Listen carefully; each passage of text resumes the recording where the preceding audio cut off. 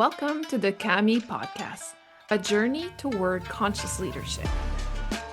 I'm Isabel Churchill, and I'm here to explore what it means to lead with purpose and integrity.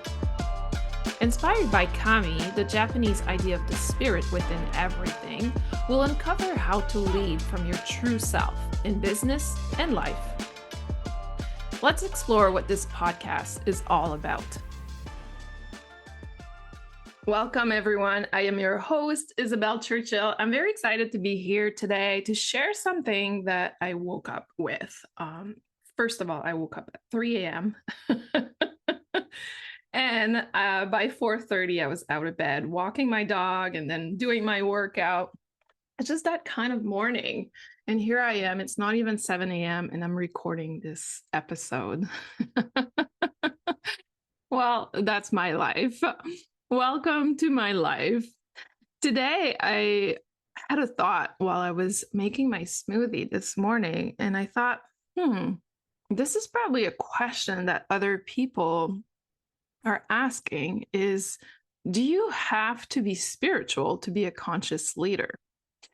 And I guess it goes back to the idea of what is spirituality? How do you define spirituality? Because for a lot of people, there is this equivalent to religion, to being religious. And as I know, a lot of people tell themselves that they're not religious. So what is spirituality indeed? And that is something that I have struggled with for a long part of my life. I was born as a Catholic Christian, and I went through all the different ceremonies. And at one point in the process, I stopped, like many people, going to church, stopped believing in religion, seeing religion as something really negative and bad, just because a lot of the representative of religions have been, acting in unacceptable behaviors. I come from a very small fisherman village, and at the center of my village is this humongous church. Like, the church is so big, you can see it because we're right on the ocean, and you can see it across the ocean, across the bay, whereas Quebec. So it's a big, big, big place, and it was very central to my community. So it's very interesting that at one point in time, I went away in terms of like not going to church and not practicing my religion. Kind of like went through a phase where I was a little bit, I don't know, revolted against God. I had a very tough high school. We lost a lot of friends and a lot of people. I lost a lot of people that were close to me or close to friends. A lot of suicides happened through my high school years. And it was very challenging to believe in God. Because when you start losing individuals that early, you wonder why God took away young people. And that was really tough for me. I went through this phase of kind of ignoring this whole spirituality, religious practice. I went to university and I still had a curiosity about religion. So I studied religion in university. It was part of some classes I took when I was in psychology. And it just realized through that process that religion and spirituality are very, very different things. You can be a religious and spiritual person. You can be a religious and non-spiritual person. And you can be a spiritual person who's non-religious. It's interesting to me because this is something I did not know growing up.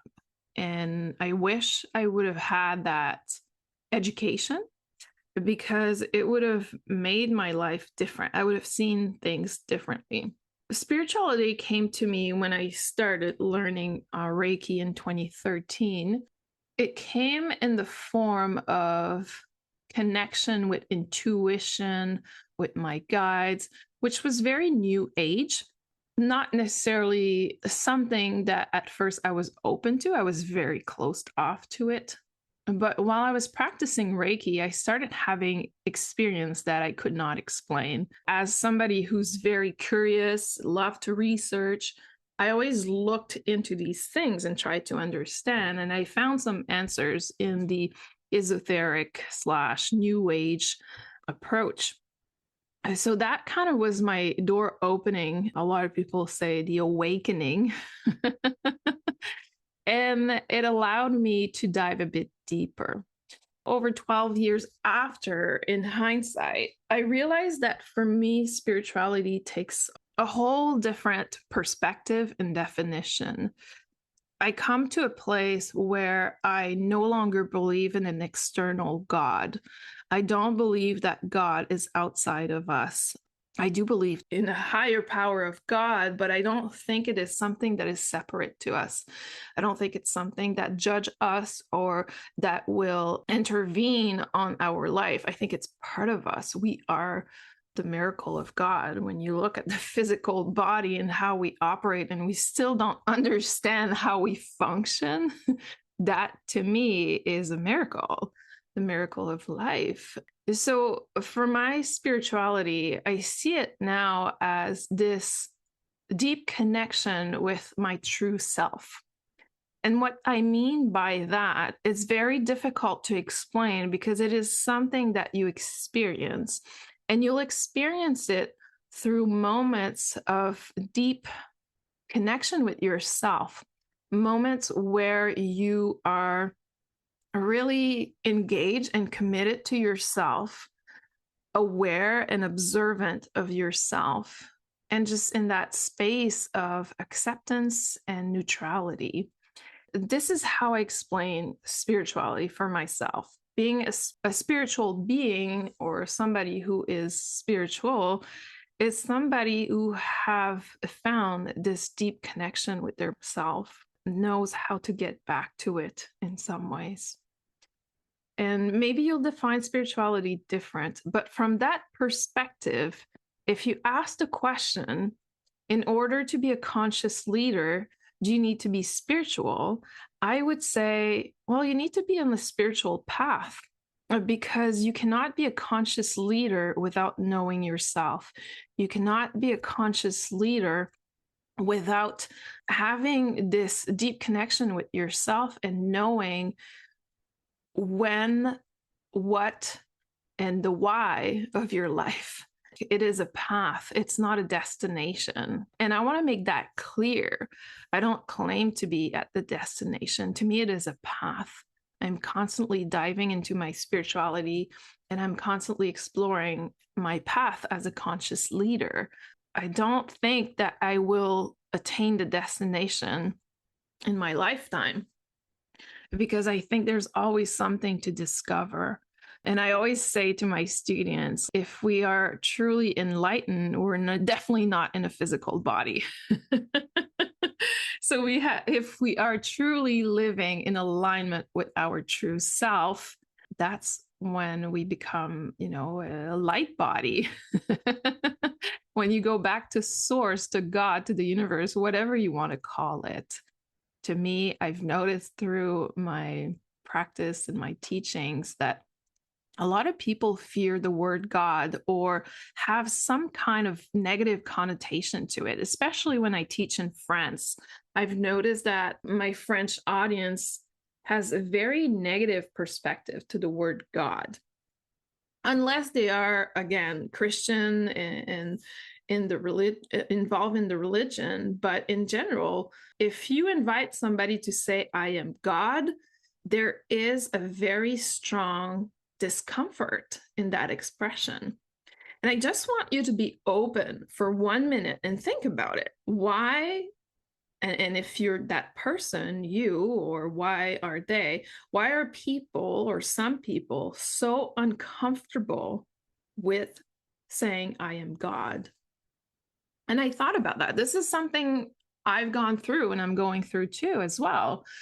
I think that if we take the time to explore the things that makes us uncomfortable, it allows us to grow. It allows us to expand. That's what a conscious leader is. It's somebody who is conscious of their aspects that are uncomfortable, the thoughts that are something that kind of trigger maybe some reaction within.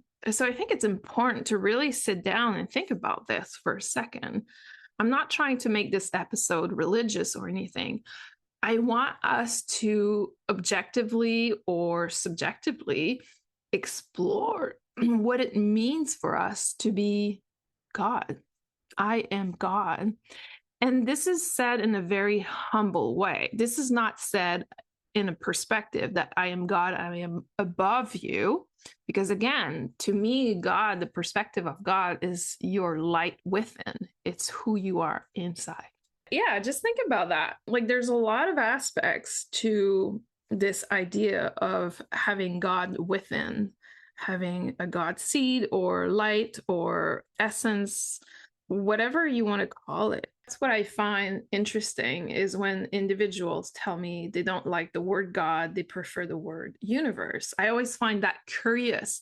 I want to know more about it. I know why I was uncomfortable about using the word God, but I want to know why others, because I think it's an interesting judgment that we do.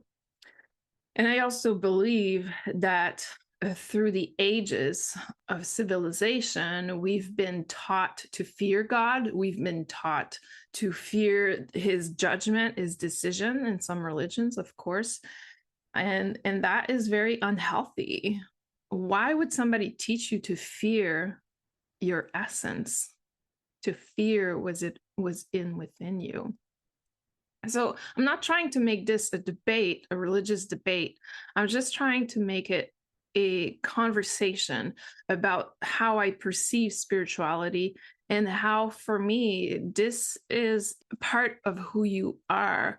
And if you are not capable of recognizing the beauty that is inside of you, the divine that is inside of you, it is very difficult to express some things we don't recognize, right? It's very difficult to create something we don't recognize or to manifest something we don't recognize. So if you want to manifest your greatness, recognize the greatness inside of you. And a conscious leader is somebody who is on that path of diving deeper of who am I? What are the things that drive me, that motivates me? What perspective and values do I have? And that's interesting because when you look back at some values in some religions, it all goes back to love. So why have we stepped so far away from that in the practice? The other aspect I wanted to bring in is this whole perspective of how do we do this? How do we get there even, right? How do I get to express my spirituality or to recognize the God in myself or to just start this conscious leadership path?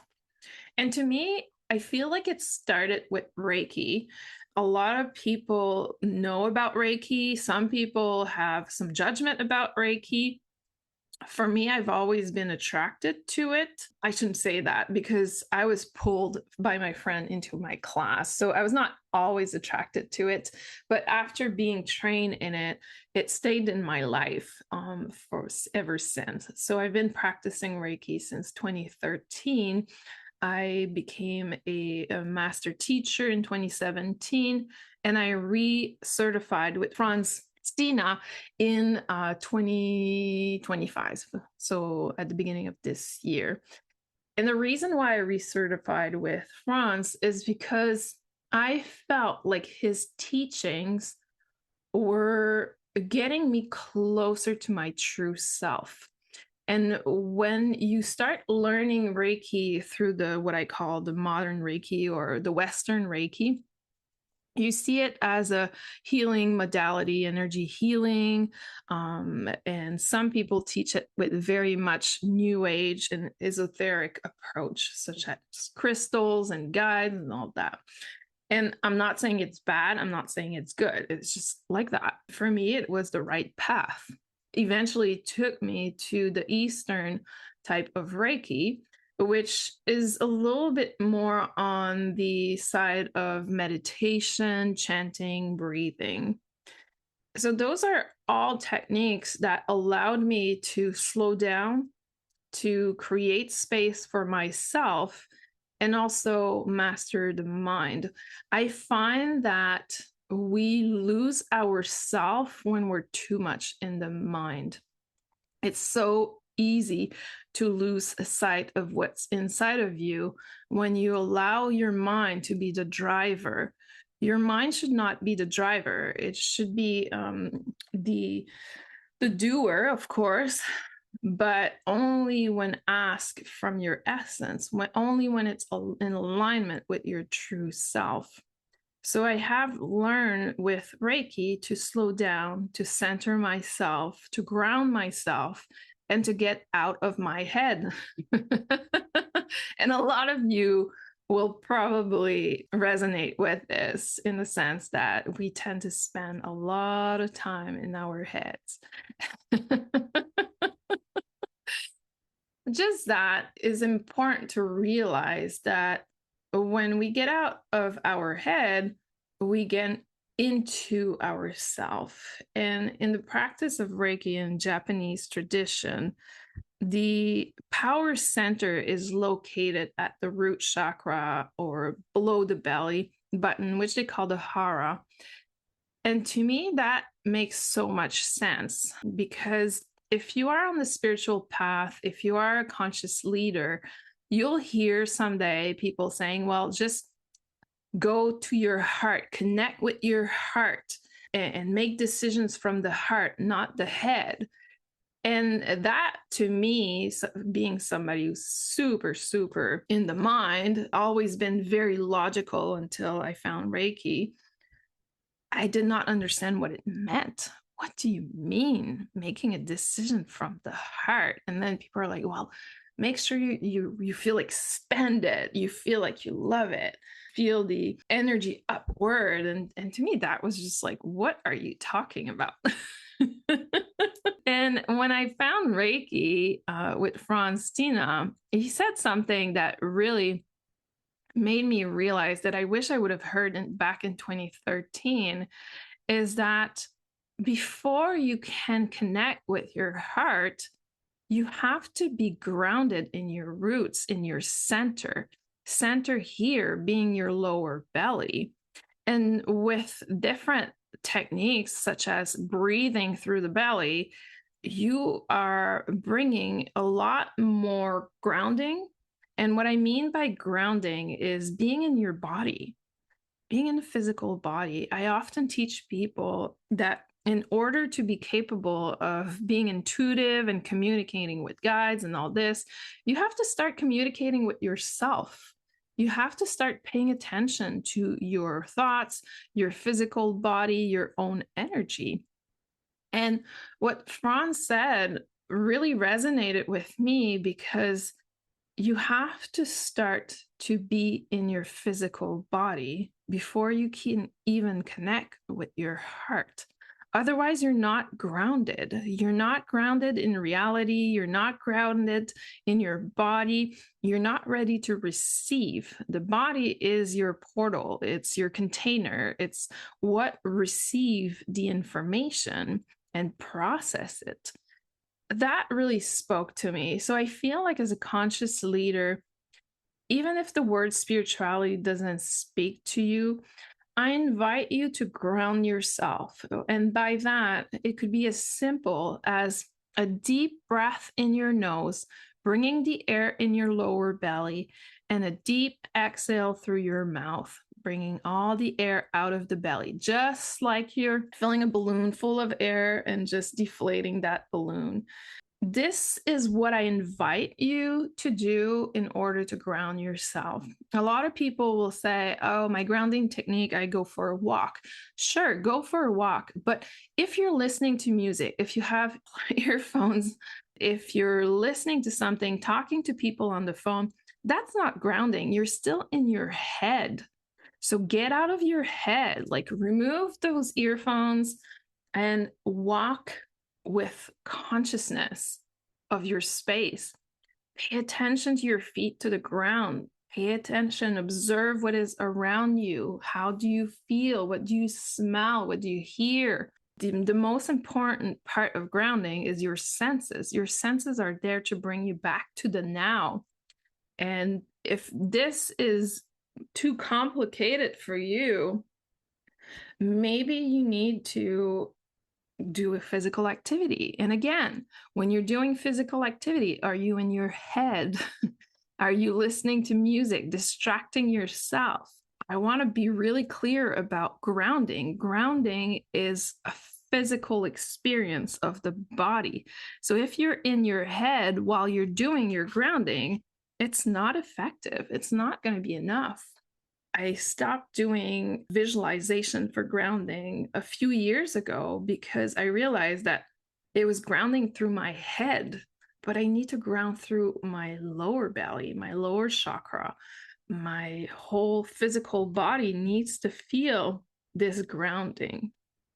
And why am I talking about grounding? Well, again, if you're not building the foundation, you will not be able to build a roof on top of the house. So you need that foundation to have a stable, solid built.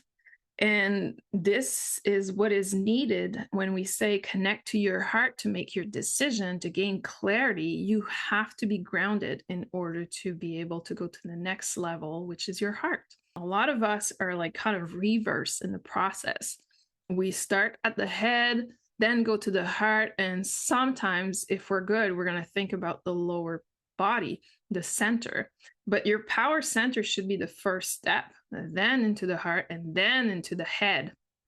Because again, your mind is not the driver. And you want to make sure that you're connected through the heart while you're grounded before you go into your mind.